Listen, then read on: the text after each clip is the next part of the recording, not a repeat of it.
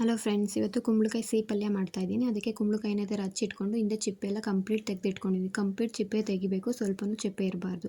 ಈ ಥರ ತೆಗೆದಿಟ್ಕೊಂಡು ನಂತರ ಅದಕ್ಕೊಂದು ಚಿಕ್ಕ ಗ್ಲಾಸಲ್ಲಿ ನೀರನ್ನು ಹಾಕ್ಕೊಂಡು ಕುಕ್ಕರ್ ಕ್ಯಾಪನ್ನು ಮುಚ್ಚಿ 3 ವಿಷಲಲ್ಲಿ ಹೊಡಿಸ್ಬೇಕು. ನಂತರ ಒಂದು ಜಾರಲ್ಲಿ ಹುರಿದಿರೋ ಕಡಲೆ ಬೀಜ, ಗಸಗಸೆ, ಏಲಕ್ಕಿ, ಸ್ವಲ್ಪ ಹುರ್ಗಡ್ಲೆ ಇಷ್ಟನ್ನು ಹಾಕಿ ನುಣ್ಣಗೆ ಪುಡಿ ಮಾಡ್ಕೊಬೇಕು. ಇಲ್ಲಿ ಕಡಲೆನ ಕಮ್ಮಿ ತೊಗೊಳ್ಳಿ, ಕಡಲೆ ಬೀಜ ಸ್ವಲ್ಪ ಜಾಸ್ತಿ ತೊಗೊಳ್ಳಿ. ಕಡಲೆ ಪ್ರಮಾಣಕ್ಕಿಂತ ಕಡಲೆ ಬೀಜ ಜಾಸ್ತಿ ತೊಗೊಳ್ಳಿ, ಟೇಸ್ಟ್ ಬರುತ್ತೆ. ನಂತರ ಈ ಕುಂಬಳಕಾಯಿ ಬೆಂದಿದೆ ಮತ್ತು ಅದಕ್ಕೆ ಹಾಕಿದ್ವಲ್ಲ ಒಂದು ಗ್ಲಾಸ್ ನೀರು, ಅದನ್ನು ಕಂಪ್ಲೀಟ್ ಬಸಿದು ಆಚೆ ಹಾಕಬೇಕು, ಮತ್ತು ಯೂಸ್ ಮಾಡಬಾರ್ದು. ಅದನ್ನು ಬಸಿದ ನಂತರ ಈ ಥರ ಚೆನ್ನಾಗಿ ನುಣ್ಣಗೆ ಮಸ್ಕೊಬೇಕು. ಅದನ್ನು ಒಂದು ಸ್ಪೂನ್ ಅಥವಾ ಚೋಟನ ತೊಗೊಂಡು ಫುಲ್ಲು ಕಂಪ್ಲೀಟ್ ಮಸಿಬೇಕು.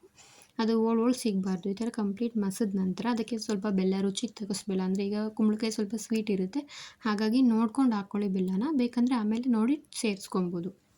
ನಂತರ ಚೆನ್ನಾಗಿ ಮಿಕ್ಸ್ ಮಾಡಿ ಸ್ಟವನ್ನು ಮೀಡಿಯಮ್ ಫ್ಲೇಮಲ್ಲಿ ಇಟ್ಕೊಂಡು ಚೆನ್ನಾಗಿ ಮಿಕ್ಸ್ ಮಾಡಿ ಬೆಲ್ಲ ಕರಗಬೇಕು.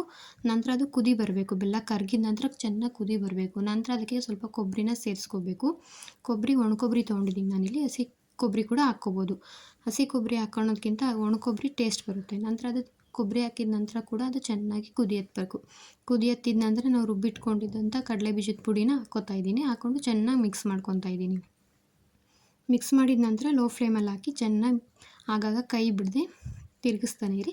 ನಂತರ ಇದು ಕುಂಬಳಕಾಯಿ ಸಿಹಿ ಪಲ್ಯ ರೆಡಿ ಆಗುತ್ತೆ. ಇದು ಚಪಾತಿ ಜೊತೆ ಒಳ್ಳೆ ಕಾಂಬಿನೇಷನ್ ಆಗಿದೆ. ಇದು ಚಪಾತಿಗೆ ಜಾಸ್ತಿ ಯೂಸ್ ಮಾಡ್ತಾರೆ. ಕುಂಬಳಕಾಯಿ ಸಿಹಿ ಪಲ್ಯ ರೆಡಿಯಾಗಿದೆ.